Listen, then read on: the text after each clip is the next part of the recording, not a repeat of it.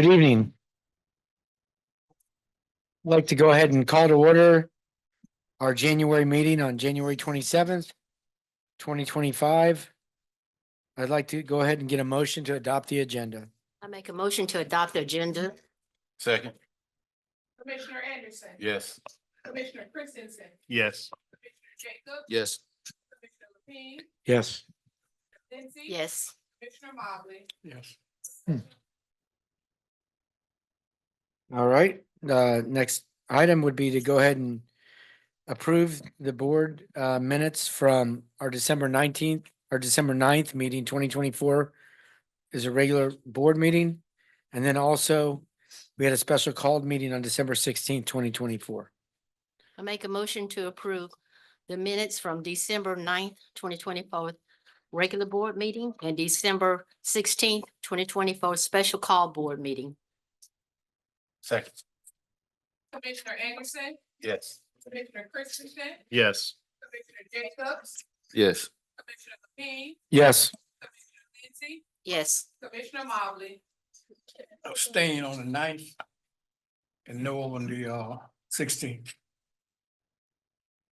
Motion approved. All right, is there any public input tonight? Okay. All right, so Ryan, you're up, talking about our financials.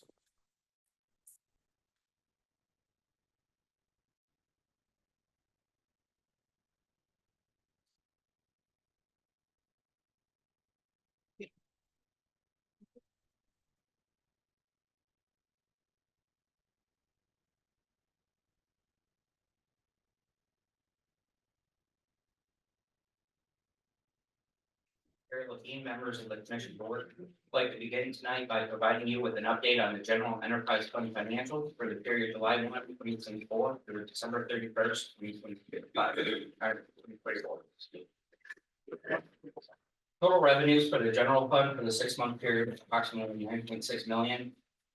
This is comprised of a $6 million direct allocation from the state for planned facility purchase for the community center. Remaining 3.6 million was derived from administrative program operating revenues. This 3.6 million compared to 2.9 million revenues this time last year represents an increase of approximately $665,000 or 23%. Grant revenues were up from last year as we received funding for the Hawkins pool at the beginning of the year. Additionally, program revenues have increased from this time this year. Program revenues for the 6-month period were $523,000 compared to $393,000 this time last year. Represents approximately $130,000 increase, 33%. Athletics and rec programming revenue, as well as youth camp revenue, for its largest driver for the increase. Its volume was up from this time the prior year.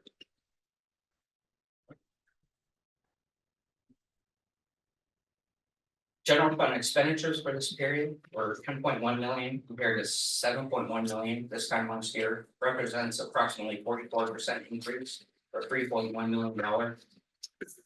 The biggest driver for the increase would be salaries and fringe, for a few reasons.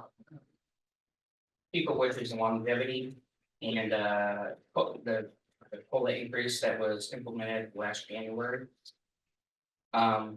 Additionally, we had seasonal hires that were made to meet volume increases for our department. We also filled vacancies within the organization. So all of these things contributed to the increase from the beginning of the school year.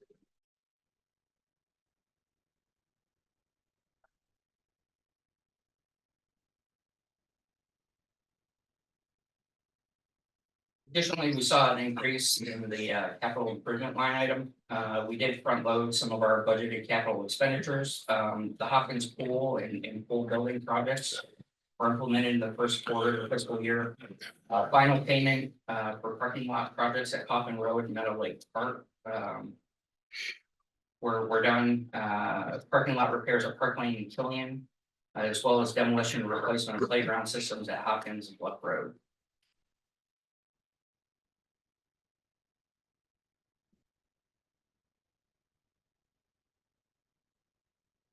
Enterprise fund revenues for the current period were 553,000 compared to 553,000 this time last year.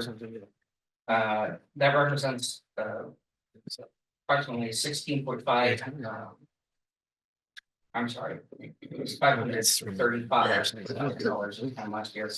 Represents approximately $16,500 increase or 3.1%.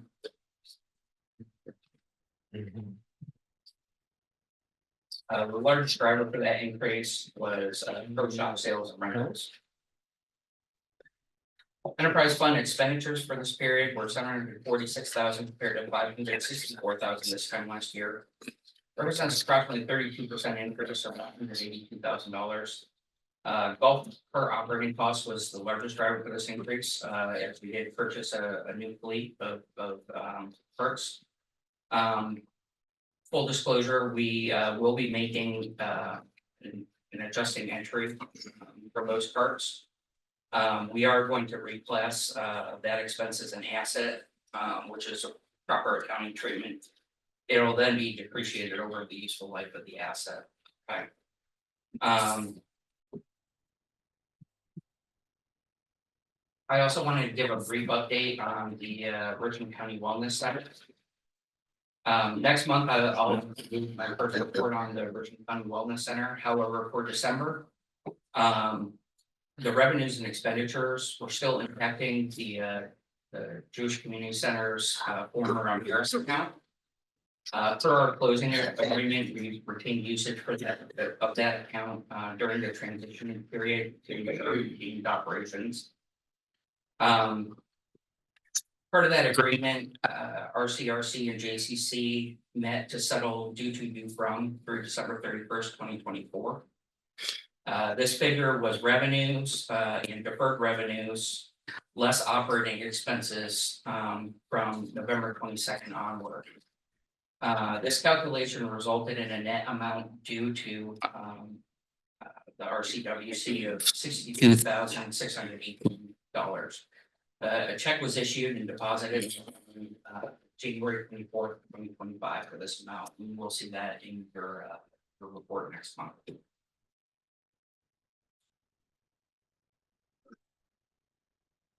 Any questions?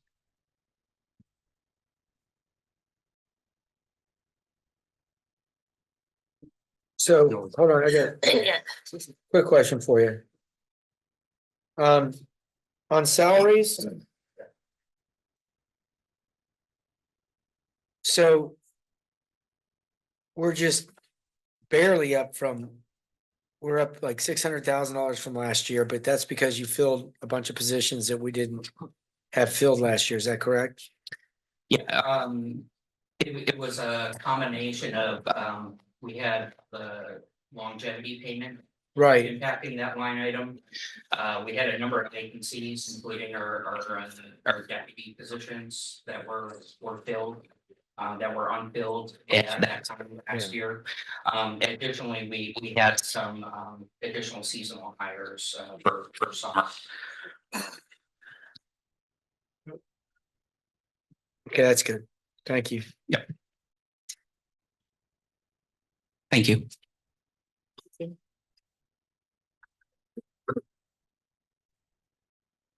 All right, thank you, Ryan.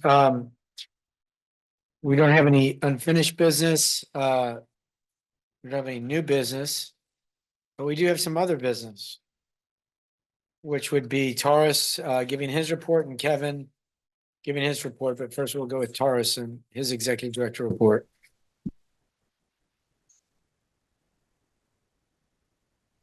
Okay. I've got a few project updates. The Hawkins food that's coming along really well. They had a new roof and trim added to the maintenance shop. Shelby has been staying, as you see on the screen. One of the doors installed in the building. New cabinetry and partitions have been installed. The toilet has been installed in the bathrooms and in the office area.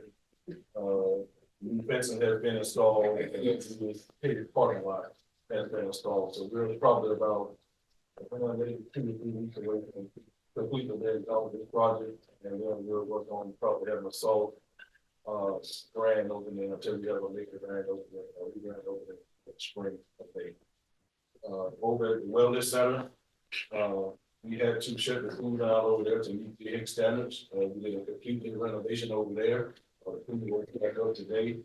Food, had to be retiled, resealed, repainted, plastered.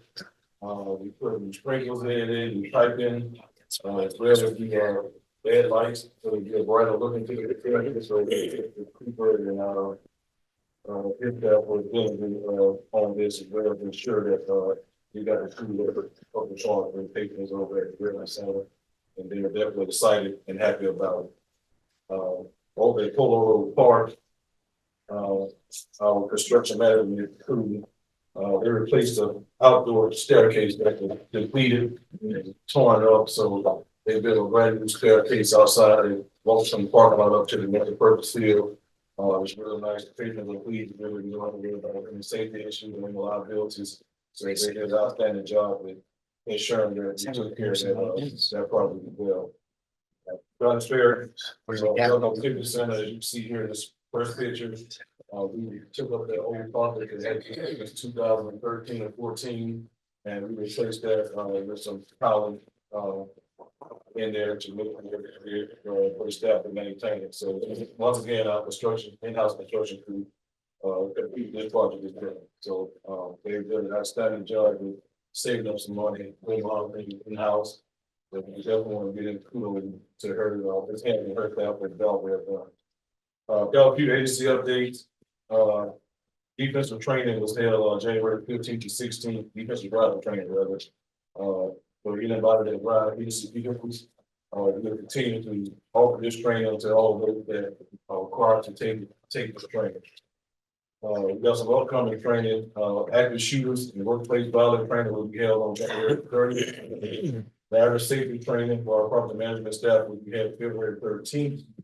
We will continue first day CPR training on February 20th. This will be a continuous training until all necessary staff has been trained and certified first day of CPR. So if you can see, we're really putting emphasis on making sure the staff is properly trained and certified in particular fields. This initiative is being led by HR and risk management and safety department collectively together. So, we just want to make sure the staff is properly trained and certified. Lastly, Hawkins Park, Ryan talked about this earlier. We completed the playground at Hawkins Park. That playground was funded through a park grant. They paid the $96,000 up front for the completion of the playground. A couple weeks ago, we were reimbursed our $96,000 back after we submit all the documentations to get our money back from the park grant. So Ryan and his staff, Stephanie, Dwayne, our recruitment manager, they took care of this. They budgeted project is good on the way. We're submit the application. We're converting old tennis courts that now are not being used at Blackwood and Queens into the football courts. $1,000 project. We do have to pay for that up front, and we'll get rid of it from the start. We're hoping to have 6 courts at Blackwood Park and 4 pickleball courts at Unitarian Gym that will give us a total of 10 new courts in the county. We're hoping about March or April, or maybe Mr. Cooper had that taken. So we look forward to offering opportunities in the county to play pickleball to such hot topic in hot sport at this time. Unless you got concern. Did you say 170,000 or 7,000? 170.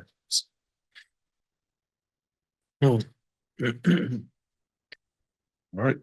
Thank you. Thanks. Thank you.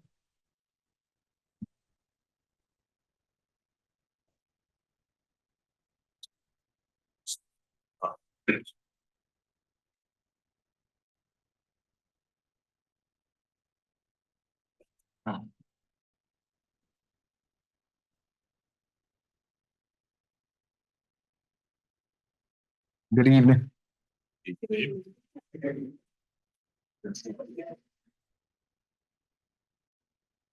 I just call us. All right.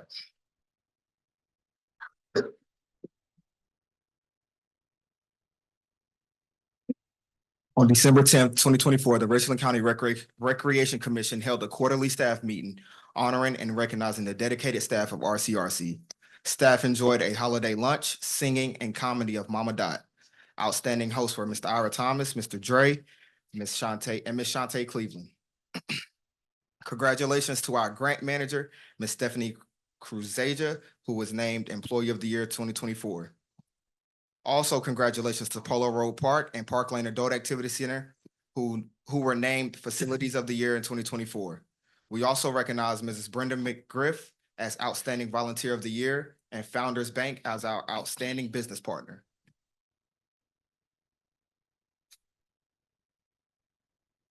RCRC had two wonderful opportunities to give back at the Harvest Hope Food Bank on December 14th and January 17th.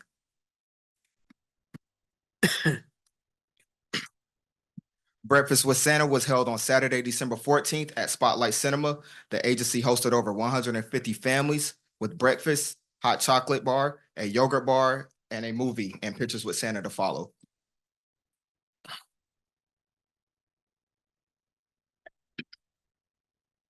On Friday, December 20th, the Park Lane Adult Activity Center hosted over 50 citizens for their annual holiday celebration.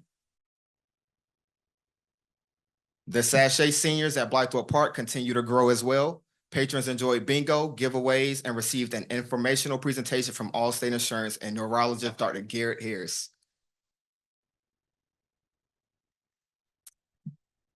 On December 21st, also, Blythorpe Park's PJ Party was a cozy event filled with lots of fun, games, and crafts. There was even a special appearance by the Grinch. In addition to that day, Trenton Park hosted their second annual Winter Wonderland. Families enjoyed a picture with Santa, donated toys, and played games. On Saturday, January 25th, in partnership with Richland County Sheriff's Department, Eastover Park hosted their Gang Awareness Hoop Fest. This event was geared towards youth. Oh. All right, it's all good. This event was geared towards youth to educate them on the growing concerns of gangs and how to protect them from involvement. Now, on to the foundation. Congratulations to Ms. Lisa Lewis Hutcherson at SCPAR. She completed the SC Lead program, and we would like to recognize the staff that was also in attendance.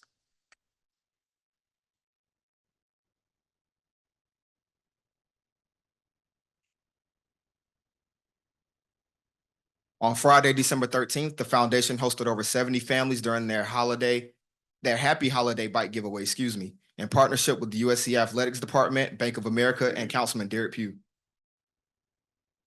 And Park of the Month for this month is Meadow Lake Park.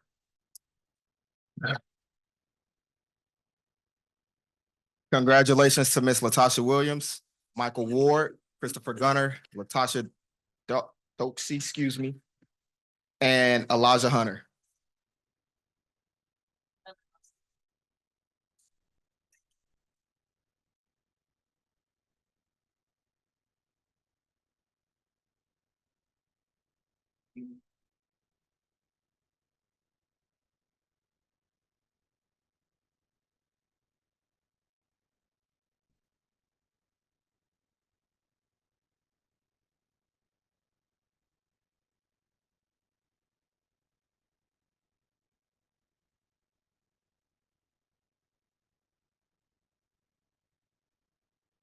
Two, three.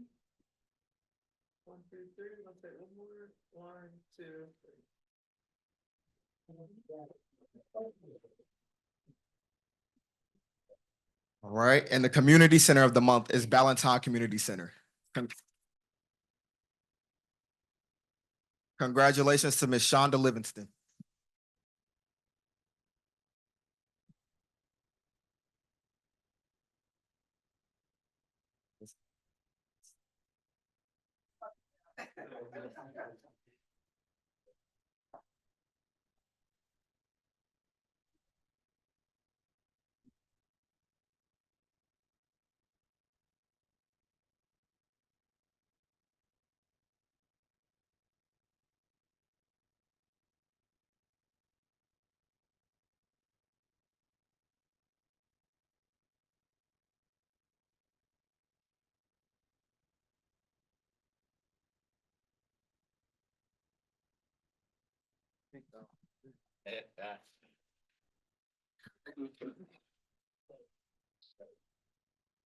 All right, and in conclusion, our upcoming events are as follows. January 28th, tomorrow, Gaston Golden Proud Day at Gaston Park Community Center. January 30th, American Red Cross Blood Drive at Blythewood Park. Also on the 30th, Cooking Making Course at Park Lane Adult Activity Center. February 1st, Yard Sale at Pine Grove Community Center. February 4th, Benjamin Mays Historic Site Trip at Bluff Road Park. February 7th through the 9th, Make a Kid Smile at Eastover Park. February 8th, the 3-on-3 men's basketball tournament at Hopkins Park. Also on the 8th, College and Job Expo at Bluff Road Park. Also on the 8th, Family Valentine's Day Dance at Bluff Road Park. February 13th, the annual Sweethearts Ball at Garner's Ferry Adult Activity Center. February 14th, Valentine's Day Dance at Valentine's Community Center. Also on the 14th, Black History Celebration at Hopkins Park Adult Activity Center. Also on the 14th, Valentine's Day Coffee and Dessert Bar at North Springs Community Center. February 16th, Sweetheart Dance at Pine Grove Community Center. February 18th, Benjamin Mays Historic Site Trip at Eastover Park. February 19th, Full of Heritage Potluck at Park Lane Adult Activity Center. February 22nd, Serves Up Volleyball Clinic at Trenton Park. And that concludes the Community Relations Report. There are no questions or concerns. Thank you. I'd like to, as a word of encouragement, I'm excited about this year. Last year, we had a wonderful year, and I'm looking forward to having an even better year this year. Participation has picked up. We have new projects. We're more organized. We're informed about when they have an events. So I'm just looking forward for a new year. Thank you. Thank you. Thank you very much.